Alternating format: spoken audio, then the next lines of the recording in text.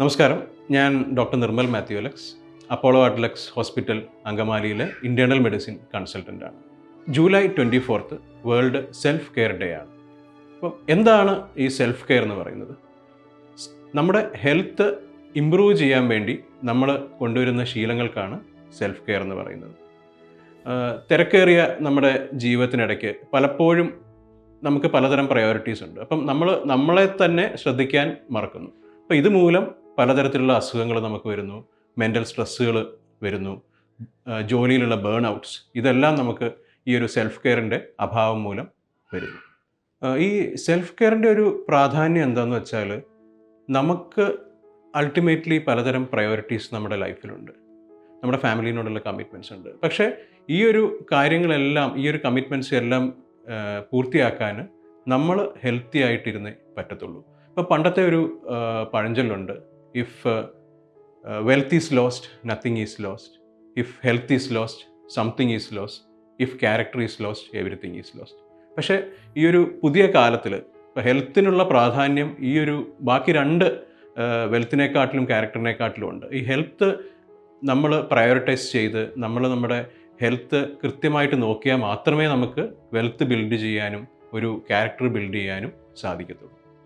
അപ്പം എന്തൊക്കെയാണ് ബേസിക് ആയിട്ടുള്ള സെൽഫ് കെയർ ഹെൽത്ത് ടിപ്സ്? ഏറ്റവും ആദ്യം ബാലൻസ്ഡ് ആയിട്ടുള്ള ഒരു ന്യൂട്രീഷനാണ്.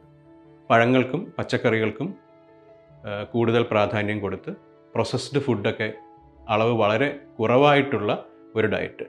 ഇതിൻ്റെ കൂടെ അഡിക്വേറ്റ് ആയിട്ടുള്ള ഹൈഡ്രേഷനും ആവശ്യമാണ്. രണ്ടാമതായിട്ട് എക്സസൈസാണ്. അപ്പം നിർബന്ധമായും ആഴ്ചയിൽ 5 ദിവസമെങ്കിലും 30 to 45 മിനിറ്റ്സ് ചെറിയ എക്സസൈസുകൾ നമ്മൾ ചെയ്യുന്നത് ശീലമാക്കണം. മൂന്നാമത്തേത് പ്രയോറിറ്റി നമ്മൾ ഉറക്കത്തിനാണ് കൊടുക്കേണ്ടത്. അപ്പോൾ ഹെൽത്തി ആയിട്ടുള്ള സ്ലീപ്പ് നമ്മുടെ ഹെൽത്തി ആയിട്ടുള്ളൊരു മൈൻഡിലോട്ട് നമ്മളെ നയിക്കുന്നു. അപ്പം ഏകദേശം 7 to 9 hours ഓഫ് സ്ലീപ്പ് വളരെ ആവശ്യമാണ്. അപ്പോൾ നാലാമതായിട്ടുള്ള കാര്യം എന്ന് വെച്ചാൽ, നമുക്ക് മോശമായിട്ടുള്ള ഹാബിറ്റ്സ് ഉണ്ടെങ്കിൽ, example smoking, drinks, drugs use ചെയ്യുന്നത്, അപ്പോൾ ഇതൊക്കെ നമ്മൾ നിർത്തുക.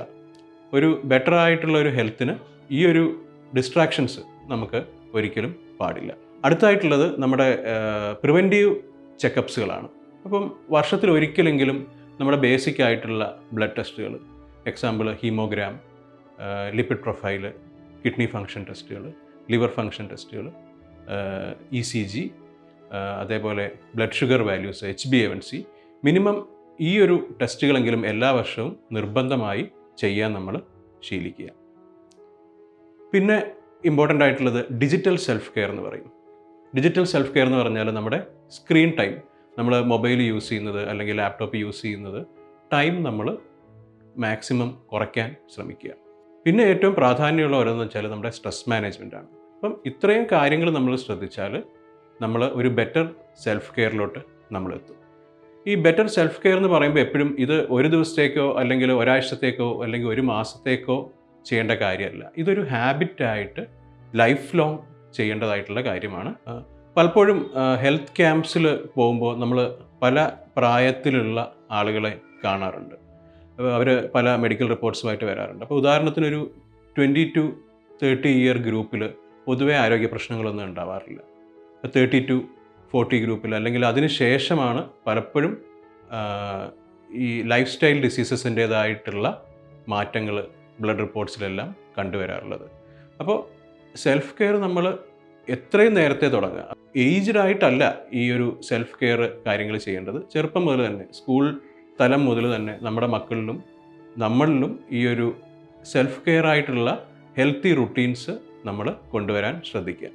ഈ ഒരു സെഷൻ്റെ ഒരു എസൻസ് അല്ലെങ്കിൽ ഒരു ടേക്ക് ഹോം മെസ്സേജ് എന്ന് പറയുന്നത്, സെൽഫ് കെയർ ഒരിക്കലും നമ്മുടെ ഒരു ചോയ്സ് അല്ല. അത് നമ്മൾ നിർബന്ധമായും നമ്മൾ ഇൻസ്റ്റിൽ ചെയ്യേണ്ട ഒരു ശീലമാണ്. അപ്പം ഒരു ബെറ്റർ സെൽഫ് കെയർ ഉണ്ടെങ്കിൽ we will have A healthy and peaceful mind and also A healthy body.